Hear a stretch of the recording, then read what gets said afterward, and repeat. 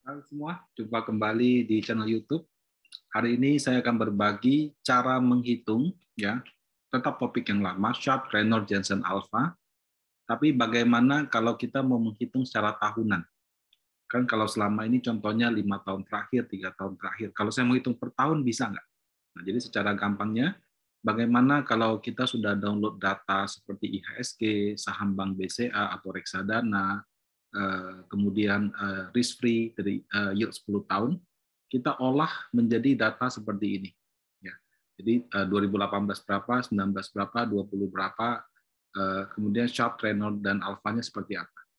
Nah, langsung saja kita ke bagian Excel-nya.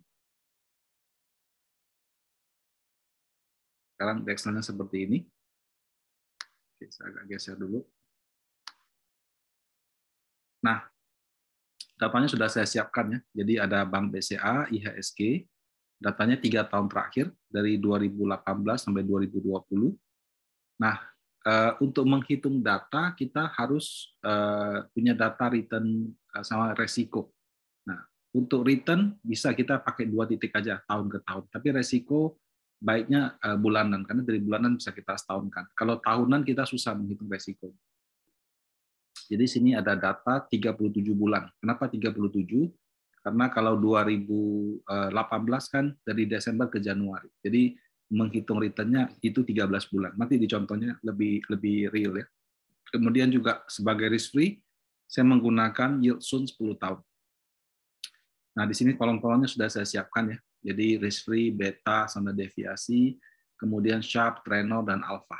Alpha ada Jensen Alpha, kalau saya lebih praktikal aja, Alpha SML dan Alpha CML. Oke, kita sekarang hitung return bulanan. Nah, untuk IHSG juga sama. Risk free dihitung nggak? Enggak lah. Ya, kalau ikuti video saya yang lama, risk free itu sudah dalam bentuk persentase. Jadi 6,3% per tahun, 6,5% per tahun. Cuma datanya bulanan. Nah, return BBCA, kalau dia 2018, apakah perlu kita hitung dengan geometrik? Ya, bisa. Tapi ya langsung dari data tahunan juga boleh. Jadi langsung aja, kalau 2018 berarti Desember 2018, dibagi Desember 2017 min 1. Jadi cukup 2 data point aja. Kemudian untuk yang 2019, berarti yang Desember 2019 dibagi Desember 2018 min 1. Nah, kemudian yang 2020, berarti Desember 2020 dibagi Desember 2019. Ingat ya, Desember ke Desember ya, bukan Januari ya. Oke. Nah, dapat berarti Bank BCA 2018 18%, 19 28%. Kemudian ini 2020 1,27%. Nah, kalau dengan IHSG karena datanya kiri kanan, langsung aja kita copy ke samping.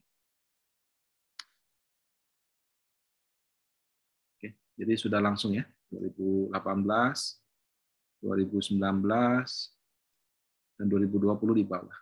Berbeda sama Bank BCA, 2018 dia rugi, 2020 dia juga rugi. Ya, tapi yang namanya kondisi pasar mau bagaimana? Risk free. Nah, risk free ini datanya sudah tahunan. Karena kita mau cari datanya, jadi nggak perlu lagi kita hitung seperti cara kayak tadi. Jadi langsung kita average saja. Average 2018 berarti kita ambil yang dari Januari sampai Desember. Ini bukan Desember ke Desember ya, karena sekali lagi risk free itu sudah dalam persentase. Karena ini belum persen, saya bagi 100. Ya, jadi dari Januari sampai Desember, ini kayak bunga deposito gitu ya. Kalau ini yield atau imbal hasil daripada surat utang negara dengan jatuh tempo 10 tahun. 7,49%. Kalau yang 2019 berarti Januari sampai Desember 2019. Oke. Bagi 100, sorry saya lupa tadi. Bagi 100. Ya. Ini kebetulan sama ya. Tapi pada banyak kasus bisa juga berbeda. Kemudian sama dengan average lagi yang 2020 dari Januari sampai Desember. Bagi 100. Ya, jadi sudah kelihatan ya. 2000, jadi kita ambil 12 bulan. Nah, kita hitung beta BBCA. Kalau mau lihat basicnya bagaimana, bisa lihat video saya yang sebelumnya. Langsung saja slope. Karena kita mau cari cuma 2018, kita pakai data 2018, 12 bulan. X-nya adalah Y-nya adalah return daripada Bank BCA, atau kalau kalian pakai reksadana ya reksadana ya. X-nya itu adalah market, dalam hal ini IHSG. Nah, pastikan kalian bloknya 12 data. Dari mana? Ini kelihatan di sini 12 R kali 1C, artinya 12 data. Nah, dapat. Kita lihat lagi untuk 2019, berarti kita ambil dari Januari sampai Desember. Nah, 12 ya, 12 R kali 1C, itu artinya sudah 12 bulan. Blok lagi. Kemudian 2020, lakukan hal yang sama. 12 data, 12 data. Kalau kalian nggak sama 12, itu 11, 12, atau 12, 13, error hasilnya. Nah, jadi sudah dapat betanya BBCA 2018 1,13, 2018 0,89, 2020 0,87. Nah, ini bisa kita lihat bahwa beta itu juga bisa berubah. Ada 1 tahun di mana dia sensitif sekali terhadap market, ada juga tahun-tahun tertentu di mana sensitivitasnya menurun. Jadi tidak ada suatu pola yang terus-menerus berulang. Jadi bisa saja beta itu berubah. Standar deviasi bagaimana? Nah, karena datanya bulanan, kita hitung dulu bulanannya. STD EVA. Ini yang 12 bulan. Kemudian PDEVA. Yang 2019 juga 12 bulan.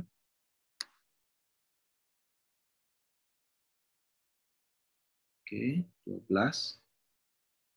Enter. Sama dengan STD EVA.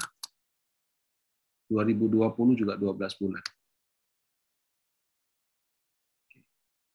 Nah, karena resiko itu harus setahunkan. Kenapa? Karena returnnya tahunan. Berarti resikonya juga harus setahunkan. Ini kali 12 pangkat 0,5. Ya. Pangkat setengah ya. Sama, tinggal copy ke bawah.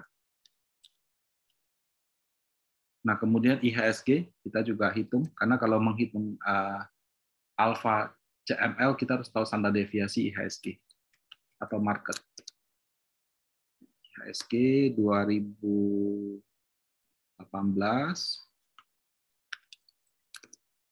2019 berarti dari sini 12 data, 2020 12 data dari bawah. Oke. Ya, sama dengan ini, kita copy aja rumusnya. Jadi kali akar 12.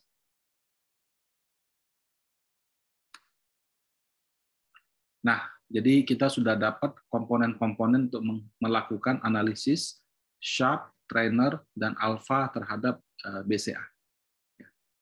Oke, pertama Sharpe dulu.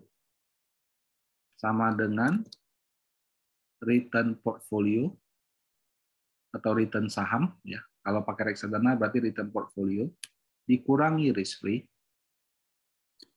dibagi dalam tutup kurung dibagi standar deviasi. Jadi return kurang risk free bagi standar deviasi. Standar deviasinya yang tahunan, maaf ya. Jadi return kurang risk free bagi standar deviasi tahunan. Kenapa tahunan? Karena returnnya juga tahunan. Kenapa risk free-nya? Risk free juga tahunan. Jadi nggak perlu dibagi 12 atau kali 12 lagi. Dapat 0,64 ya. Artinya atas setiap 1% resiko, si BCA memberikan excess return 0,64%. Bagus apa enggak? Ya kalau positif ya bagus. Tapi lebih bagus lagi kalau dibandingkan dengan portfolio atau saham yang lain, hasilnya lebih tinggi. Tapi kalau dia stand alone, kadang-kadang susah kita menerjemahkan artinya. Nah, kalau yang 2019-2020 tinggal copy ke bawah. Return kurang risk free bagi annualized risk. Nah, kemudian bagaimana dengan trainornya? Ya, sama. Return kurang risk free dibagi beta. Kalau trainer pakai beta. Copy lagi ke bawah. Nah, di sini sempat negatif. Ya, kenapa ya? Karena mungkin ini return-nya di bawah risk free. Ya, ini pernah kejadian. Ya, apa boleh buat? Memang 2020 ada pandemi COVID kok. Yang rugi ini udah lumayan, masih untung 1%. Saham yang rugi puluhan persen juga masih ada. Ya. Nah, kemudian SML. SML itu Securities Market Line. Jadi kalau BCA ini merupakan saham secara individual, maka berapa sih return dia yang seharusnya? Sama dengan risk free ya, tambah beta dikali dalam kurung return market kurang risk free. Nah, jadi kalau tahun 2018 di mana IHSG minus 2,5%, dia harusnya 3,88. Jadi saya sebelumnya sudah dimerahkan, jadi kebetulan merah. Jadi ya kalau Bapak Ibu mau rapi ya yang returnnya negatif dimerahkan aja biar bacanya jelas. Dimerahkan, kemudian ini juga kita merah. Jadi 2018 kalau return IHSG minus 2,5%, BCA dengan beta 1,13, maka returnnya seharusnya minus 3,88. Ya. Tapi return dia yang sebenarnya 18%. Jadi berapa alfanya? Nah, sama dengan return yang sebenarnya dikurangi return yang seharusnya. Nah, return dia 18%. Seharusnya dengan beta 1,13 dia seharusnya minus 3. Jadi alfanya luar biasa bagus 22%. Nah, seperti itu. Nah, kita bisa hitung lagi untuk yang 2019-2020 tinggal di copy. Ini merahnya kita unduh. Jadi di tahun 2019 IHSG itu 1,7. BCA dengan beta 0,89 seharusnya return-nya 2,34%.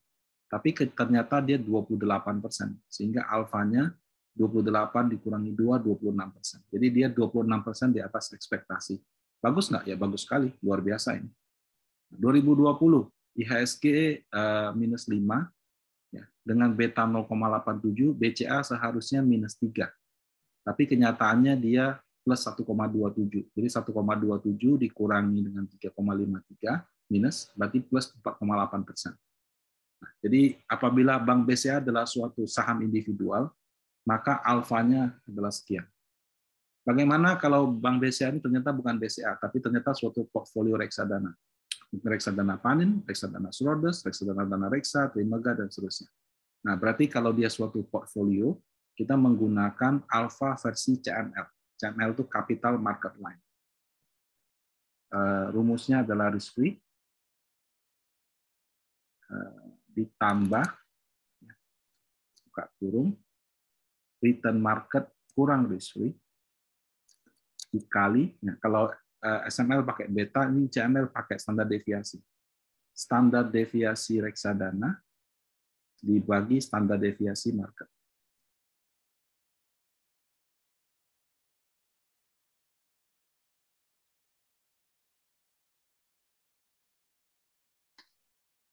Ya. Jadi K3 itu adalah risk free ditambah return market kurang risk free dalam kurung dikali standar deviasi portfolio dibagi standar deviasi market. Nah, dapatlah ini.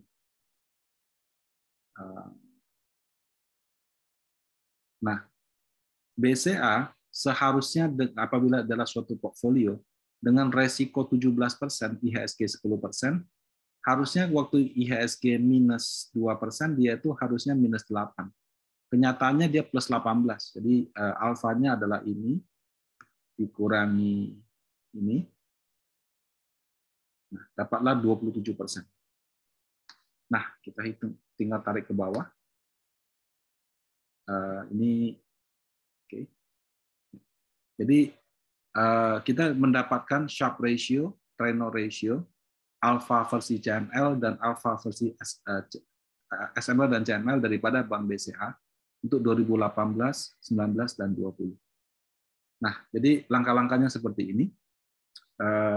Kalau misalkan basicnya masih kurang dimengerti, bisa coba pelajari dulu, karena tentang risk free pernah saya bahas. Tentang standar deviasi pernah juga saya bahas di video-video yang lalu. Jadi dengan menggabungkan ilmu-ilmu yang kita sudah punya, kalau kita mau menghitung datanya tahunan, kurang lebih caranya seperti ini. Nah, demikian dari saya. Semoga bermanfaat. Apabila Anda merasa terbantu, tolong bantu saya juga dengan cara like dan subscribe video saya. Terima kasih banyak semuanya. Semoga sehat selalu.